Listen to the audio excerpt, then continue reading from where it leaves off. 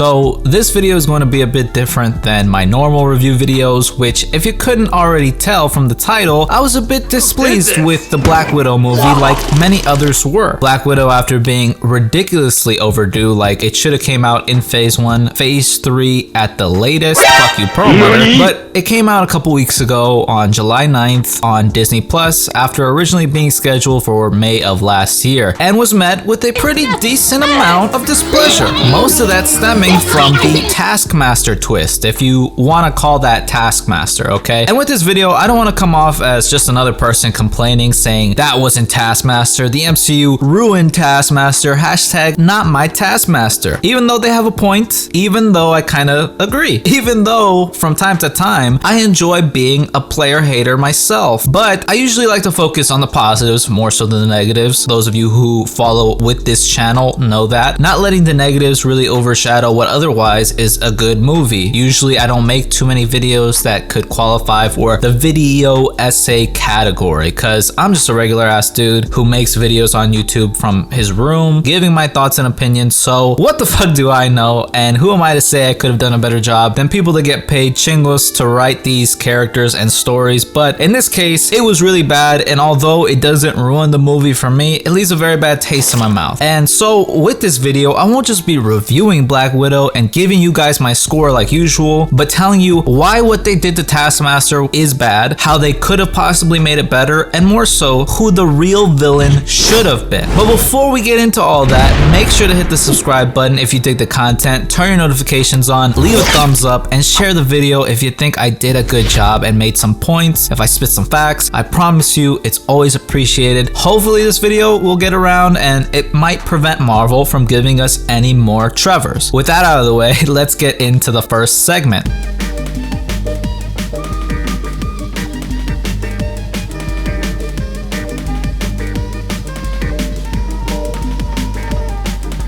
So although the movie turned south for me in the third act, I wasn't entirely displeased. Honestly, the first and second act in this movie are really good and I thoroughly enjoyed them. We get an outstanding beginning with young Natasha and Yelena being forced to leave behind their fake lives and families, being Alexei and Melina, to then be put through the Red Room, which was probably the darkest beginning of anything we've ever seen in the MCU, touching on the horrific reality that is human trafficking, followed by that incredible intro. And I say that with purpose because it reminded me heavy of the Incredible Hulk's 2008 intro and a bit of the Raimi trilogy intros. Very phase 1, really awesome. I really dug it. Following the events of Civil War, Natasha is on the run and in hiding from the US government and, you know, the Sokovia Accords with Thunderbolt Ross, laying low with the help of Agent Rick Mason, the guy who, you know, should have been Taskmaster, got his own posters, and yet wasn't Taskmaster. That is until she's attacked by Taskmaster, who's not after her, but after a package she was sent that contains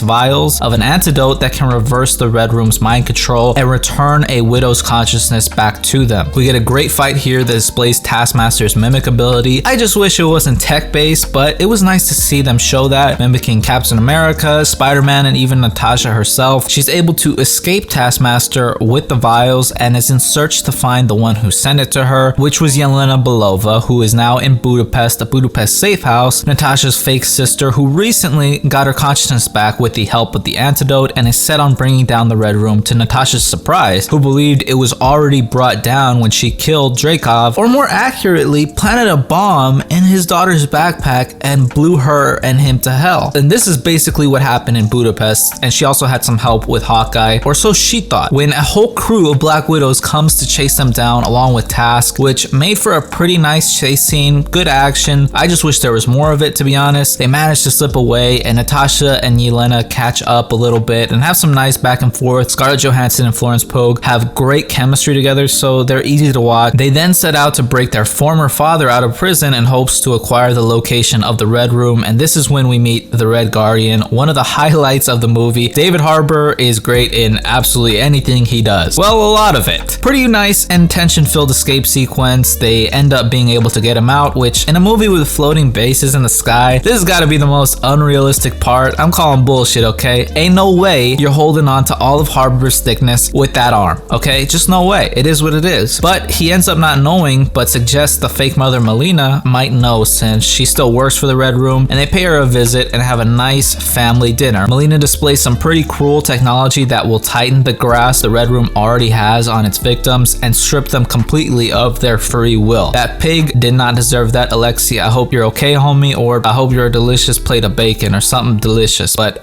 this is actually a really good moment, and this is where a lot of truths are being confronted, and it plays off the theme of family being who you make it, because Melina and Alexi are not their parents and are totally oblivious to everything they put these girls through, all the damage, because they were blinded by a cause that the Red Room, Dreykov, the Soviet Union, whatever, gave them. And I like how when Natasha is done with their shit and confronts them about how bad they were and say it's fine because this family was never real, Yelena pushes back and says it was real to me, which really hits. I think there's no shortage of imperfect people on this earth, and a lot of those people are parents. Many of them make mistakes while raising their children, and not all, but I'd wager a lot of them, unbeknownst to their kids just yet, are trying their best, trying to do better and be better parents than their parents were to them. And it's like, people are fucked up, you know, but they're your people and you love them, which is beautiful in my opinion. And Yelena doesn't have any other life, so technically that was her childhood. That's all she knew. The good times might have been fake, but what she felt was real, so why shouldn't it count? So this wakes Alexi and Melina up, and Alexi is able to console Yelena by remembering and singing her favorite song. Just an amazing and sweet moment. Like, you actually have to care about someone to remember something, I guess, that old and fond. And Melina is able to give Natasha some answers about her mother and some pretty good closure. And she also kept that scrapbook that Natasha was trying to take with her at the beginning of the movie, and she actually told her to leave it behind. So you gotta have some kind of heart to do that, honestly. And this is when Taskmaster and his forces show up and apprehend everybody, and they fly off to the Red Room, which is a floating base in the sky, which kind of gave me a bit of Laputa vibes, but you know, more on the evil, maniacal, you know, evil side, bitch side, you know. And this is when we learn of the secret plan that's been made when Melina is sent to Dreykov's office and actually ends up being Natasha in disguise, and Melina wakes up in the holding cells disguised as Natasha. We get the reveal of Taskmaster's identity, and it ends up being not Tony Masters, not whoever OT, I can't pronounce his last name, was in this movie, which you never know unless you look into it. I didn't even know he was playing Rick Mason until I watched the credits. But it was Antonia, I see what you did there, Dreykov, the daughter that Natasha blew up, and this is when the movie takes a sharp as hell decline, okay? Dreykov reveals his evil plans of using his tech to continue his work just with Natasha under his control and being able to come out of the shadows. Natasha then severs her olfactory nerve to be able to bypass his pheromonal shield and is able to hit him. The widows come to defend him until they're freed by the antidote. At this time, the Red Room is currently exploding thanks to Melina and is going into free fall. Yelena makes sure to kill Dreykov this time, and Natasha ends up saving Antonia by giving her the antidote, and she ends up being taken in by the other newly freed widows. And everybody says their goodbyes. Natasha dyes her hair blonde and leaves in a Quinjet provided by OT's character, who we still, at the very end of the movie, don't know his name because they never say it. But, you know, he was worthy of a poster, right? That you guys were just trying to trick us with the whole, you know, Antonia not Tony Masters, OT not being Taskmaster. You know, I get it. I get what you're trying to do. It was shitty. And the post-credit scene was post-endgame of Yelena visiting Natasha's grave under a pink blossom tree like her mother, with a surprise guest appearance from Valentina from The Falcon and the Winter Soldier, which, good thing we got that show, or we wouldn't even know that. And she basically frames Hawkeye for Natasha's death, setting Yelena up for her Hawkeye series in a couple months. That's pretty much it for the story. Again, as far as things I liked, the action was good. I just wish there was a little bit more of it. The movie is shot well. There's good emotional moments and good character moments, and the first and second act of this movie are solid in my opinion. But now it's time for our next segment. Now get ready to enter the player haters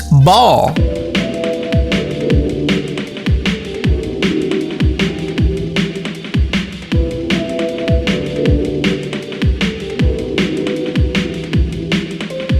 So for a movie that I mostly enjoy and I think is mostly enjoyable, the third act is where things start to fall apart. And unfortunately, this movie is brought down by very few things, but they are monstrously detrimental, which really comes down to two major things. The first is timing. The second being the villains. Let's talk about the timing. So Black Widow's been in the MCU since 2010, Iron Man 2, and is getting her first movie in 2021. Originally set for 2020, but you know, thank you, Rona. So the timing couldn't have been any worse for this movie. Listen, we all know most of the time our heroes aren't going to die in their movies, especially not their first fucking movie, right? But when you give a character their first movie and it happens to be set in a time before their death, it takes away a bit of suspense of like what's gonna happen next. Most of the time we have a bit of worry in the back of our heads when our heroes are facing insurmountable odds, but we're comforted by the knowledge of multiple picture contracts, you know? But in this movie, we know Natasha survives because we've seen her in Infinity War and Endgame. So it takes away from some of the crazy shit she was doing, like running through the exploding Red Room or free falling, dodging debris, you know, car chase scenes, getting kicked into rivers. We know she'll make it through, so it's not as exciting as if we didn't know. Ideally, this movie should have either happened in late 2016 or early 2017. 2017 would be ideal, swapping out for the Guardians 2 date in May and putting Guardians in the position to come out in November of 2016, push Doctor Strange back to July of 2016, making that the first year Marvel started putting out 3 movies a year instead of 2017, starting the first year of Phase 3 with 3 movies. That would have given us time to really feel for Nat, because we were in that time of Team Cap still laying low from Thunderbolt Ross and the Sokovia Accords. I think it would have made a lot of things hit harder, because basically the only like street level down to earth movie that we had for Phase 3 besides Black Panther and Spider-Man Homecoming, Black Panther was like really self-contained, and Spider-Man as well I would say is very self-contained, but to actually sit in that moment and have a chance to feel the weight of the Sokovia Accords I think would have been very beneficial. Because I mean, Civil War to Infinity War, that gap, it felt like what it was, a gap. Like it just felt a void. Like it really made the Sokovia Accords not feel as heavy as I guess they could have. So I would have liked to have seen that. I think it would have helped. Of course, change the post-credit scene up, maybe have her meeting back up with Cap and Sam, but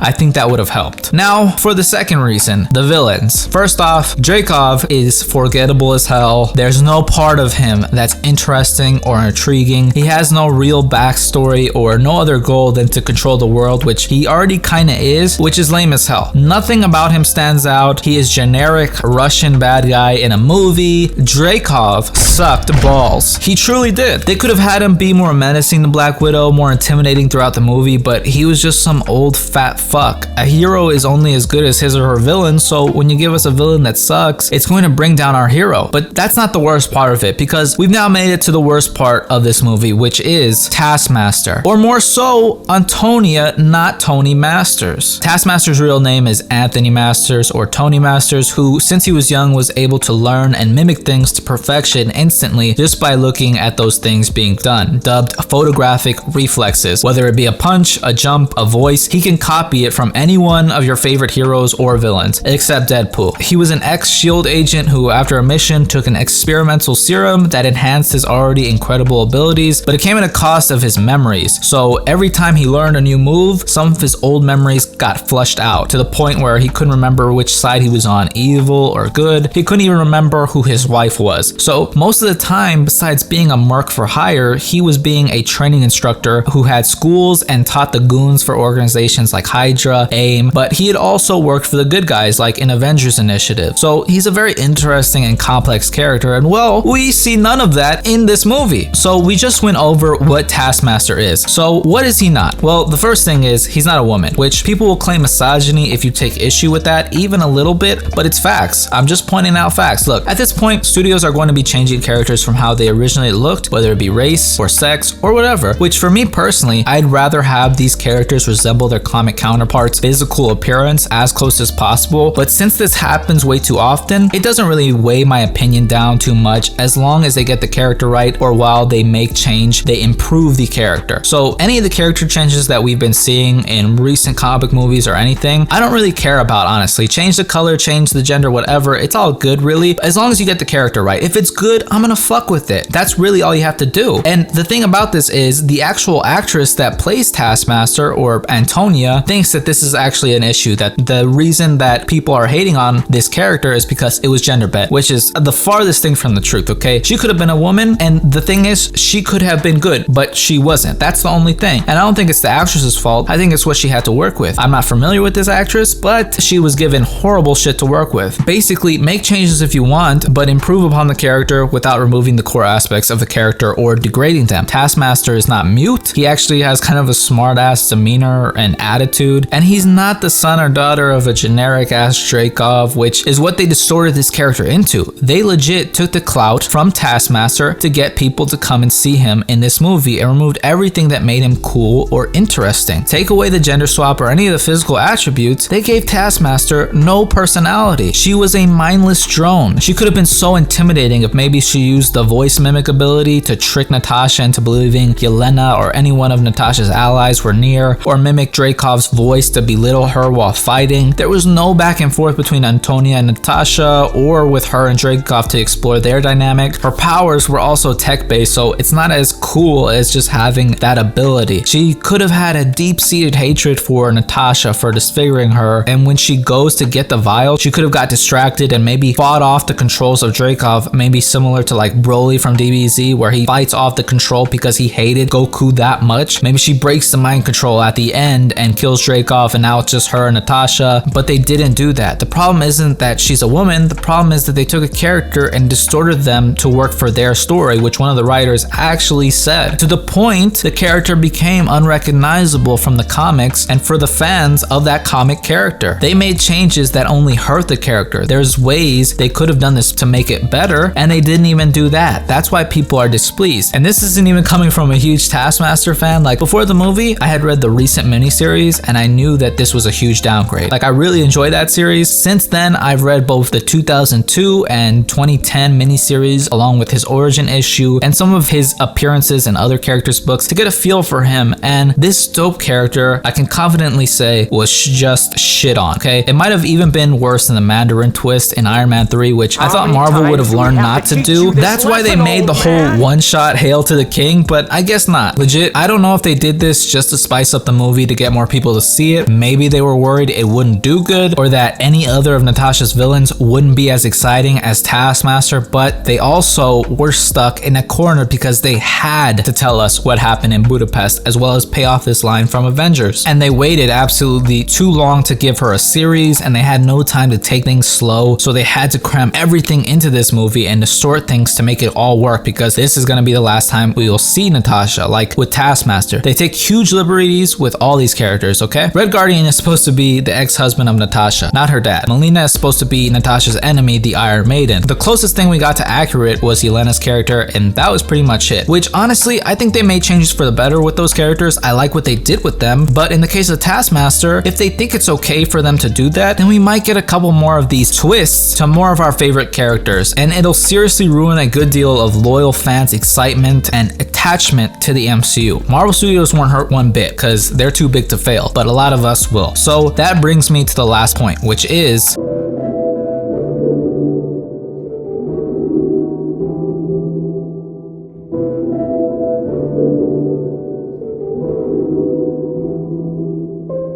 so by now, you should know or have a sense that I don't believe Taskmaster should have been used in this movie. They had too much to accomplish and not enough time, and a lot of Natasha's most notorious villains are either dead in the MCU, different iterations of themselves, or are too tied up in TV contracts to use. So I propose they should have used the character Snapdragon. Now, I know what you're thinking. Who the fuck is Snapdragon? Because I didn't know her either before I started doing research for this video, but she's above all else a Black Widow villain. She's a typical, you know, proficient in combat and with weapons, criminal type character. Her first appearance in comics was Marvel Fanfare 12, where she actually was able to subdue Natasha. She also, in the earlier comics, has plated armor, which she uses to disguise herself. So if they wanted to go the route of like conceal the villain's identity for a twist later, they could have. And she has a history with Natasha there. And the most important thing is that this is a character that is very obscure, very unnotable. So basically, nobody would really give a fuck if you change her or distort her in any way. I can almost guarantee there are no die-hard Snapdragon fans out there. So I'd propose that they rework Snapdragon in the MCU by having the original Snapdragon as the villain, make the original one, Shioki Sanada, be an old rival or maybe even a friend of Natasha in the Red Room that grew up with her pre-Budapest before she defected, you know, blows up a child, maybe have Dreykov decide to dispose of his daughter now that she's disfigured, and maybe Snapdragon could have taken her in unbeknownst to Dreykov and trains her, and thus Antonia takes up the mantle, has a vendetta against not only her father but Natasha, and now since Natasha is a fugitive, they won't draw any heat for killing or coming after an Avenger. You change the post-credit scene into the mid-credit scene, and the post-credit scene will tease Taskmaster for a sequel with Yelena. Give the movie 15 more minutes, add some of that shit in, and voila, you have a better movie. You've propelled an obscure character and can now make money off of that character, or at least that's what I think would happen, since I'm just some dude who came up with this shit while he was writing it for this video. But that was it. So as this movie comes already, it has a lot to like and a lot to enjoy. Upon rewatching the movie, I can enjoy the first and second act very much. The action we got, the character moments, Florence Pugh and David Harbour shine, and I can't wait to see them again. And it ends on a rather hopeful and nice note, but unfortunately it's weighed down heavy by its villains being lackluster and one-dimensional. So that's why Black Widow gets a fluctuating 6 to 6.8 out of 10 from me. Honestly, if I didn't know so much about Taskmaster, this movie might have gotten a 7.5 or even an 8. But even then, guys, not knowing who the villains are, they're still bland. I wanted to love this movie more than I did, but I couldn't. Not all problems are the movie's fault, and I'm excited to see Yelena Belova take over this franchise and hopefully do it justice in the future. But that's pretty much it. Let me know what you guys thought of the video, whether or not you disagree or agree, if you had the same opinions or not, and if you think my villain and changes were or wouldn't even make a difference. If you have better ideas, let me know. What do you think would have improved this movie? Who do you think the villain should have been? Regardless of anything, if somebody's dead or if they're tied up in contracts, but I'd love to hear y'all's opinions on it. And that's all I got for now. Thank you guys so much for tuning in. If you liked the video, leave me a thumbs up, comment down below, share the video, and make sure to subscribe. I always appreciate it. Thank you guys so much for watching, and I'll see you in the next one.